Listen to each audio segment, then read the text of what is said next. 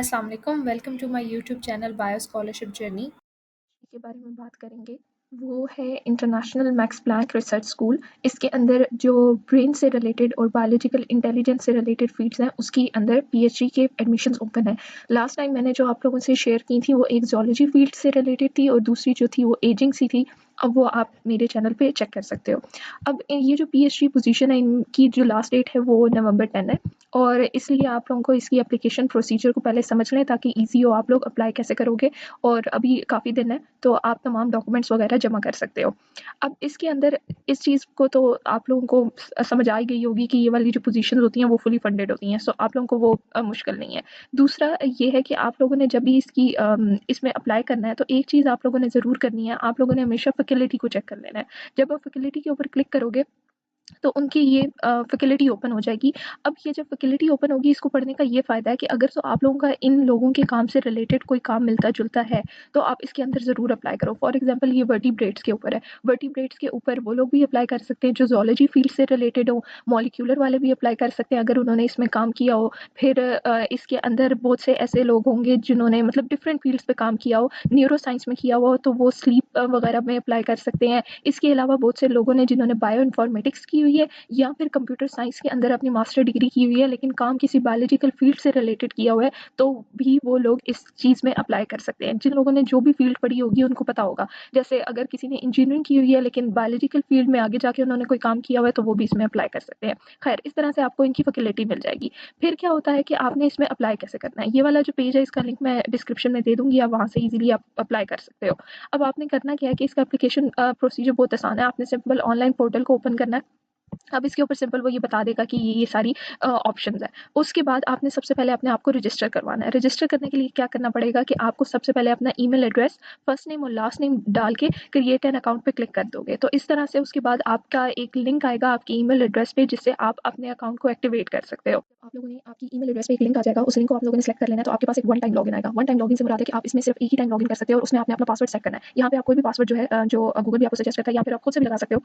जो भी आप लगाना चाहो वो आप यहाँ पे लगा लोगे और उसके बाद जो है वो आप फॉर एग्जाम्पल कोई भी यहाँ पे पासवर्ड लगा देते हैं तो वो ही पासवर्ड जो है आप कंफर्म करोगे और कंफर्म करने के बाद और इसके बाद आपने यहाँ पे इन तमाम को सिलेक्ट कर लेना है। अब यहाँ पे योर ओनली फाइल आप ओनली वन फाइल ओनली, इसका मतलब है आप कोई भी अपनी जो पिक्चर अपनी वाली है जाहिर सी बात है किसी और की तो नहीं, लेकिन अपनी जो पिक्चर है आप अपलोड कर दोगे यहाँ पे और उसके बाद आपने अपनी लैंग्वेज सेट कर लेनी है, फर्स्ट नेम लास्ट नेम और टाइटल में आप this field is not mandatory, आप मिस्टर भी लिख सकते हो, मिसेज भी लिख सकते हो, व्हाटएवर जो भी मिसेज या मिस आप कोई भी लिख सकते हो और उसके बाद आप नेक्स्ट फील्ड पे जाओगे। तो आपके पास एक पेज ओपन हो जाएगा जिसमें आपको वो कहेगा welcome to the application portal. आप इसके ऊपर जाके आपको ये पूरा एक वर्क फ्लो दे देगा कि आपने किस तरह से रजिस्टर करना है। सबसे पहले आपने अपनी रेफरीज को इन्वाइट करना है, सबसे पहले वाला रेफरी, सेकंड रेफरी और उसके बाद अपने एप्लीकेशन फिल करनी है। आप इसके बॉटम के ऊपर जाओगे तो आप यहाँ पे अप्लाई फॉर IMPRS पे जाओगे तो यहाँ पे आपके पास एक एप्लीकेशन पोर्टल ओपन हो जाएगा जिसमें आप इजीली जो है वो अप्लाई कर सकते हो।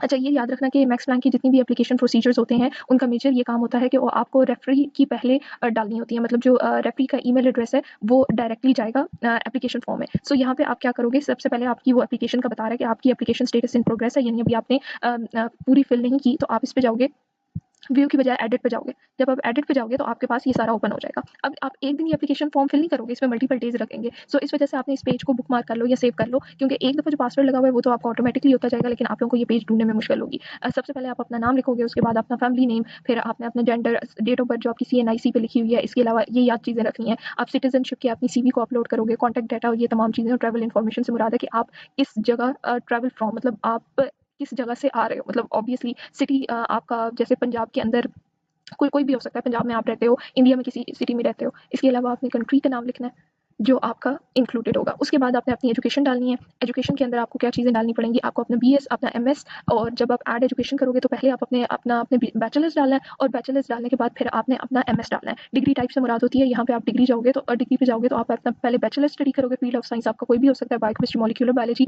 और फिर आपने बताना है कि आपकी कंप्लीटली है कि नहीं है। फिर आपने बैचलर डिग्री जो है किस यूनिवर्सिटी से की है, उस यूनिवर्सिटी का नाम, उस इंस्टीट्यूट का अदारे का नाम और आप उसका अपना ऑफिशियल जो उसका एड्रेस है वो आपने डाल देना। फिर आपने बताना है कि आपकी स्टार्ट डेट क्या थी, आपने डिग्री कब से स्टार्ट की है, डिग्री कब से एंड की है, आपका जो ग्रेडिंग सिस्टम क्या है, और ग्रेडिंग सिस्टम जो है वो जर्मनी का अकॉर्डिंग टू जर्मन, आप जर्मन ग्रेडिंग सिस्टम में भी अपना जो है वो कन्वर्ट कर सकते हो। और ECTS जो होते हैं वो क्रेडिट ऑर्स होते हैं। आपको यूट्यूब वीडियोज़ पे बहुत सी इसकी वीडियोज़ मिल जाएंगी कि आपने ECTS में आपने कैसे क्रेडिट ऑर को चेंज करना है, तो आप वो चेक कर सकते हो। उसके बाद बैचलर्स के अंदर अगर आपका थीसिस है तो ठीक है, अगर नहीं भी है तो आपने जो कोई भी रिपोर्ट बनाई होगी वो डाल दोगे और उसके एंड में ट्रांसक्रिप्ट ऑफ रिकॉर्ड और डिग्री एडिशनल डॉक्यूमेंट्स डालने की जरूरत नहीं है। अगर कोई है तो आप वेल एंड गुड डाल सकते हो। उसके बाद आपने इसको सेव कर लेना है और सेव करने के बाद ऐड एजुकेशन पे फिर अगेन क्लिक करना है और फिर आपने अपनी मास्टर्स की एजुकेशन की सारी डिटेल इसके अंदर वैसे ही डाल देनी है जैसे आपने पहले डाली है। ऑब्वियसली मास्टर में तो आपने किया होगा। फिर आपका रिसर्च इंटरेस्ट में क्या है, आप किस ग्रुप को ज्वाइन करते हो, ये ग्रुप्स आपको तब पता चलेंगे जब आपने फैकल्टी की तमाम प्रोफाइल को रीड आउट किया होगा। लेटर ऑफ मोटिवेशन इसके अंदर जरूरी है।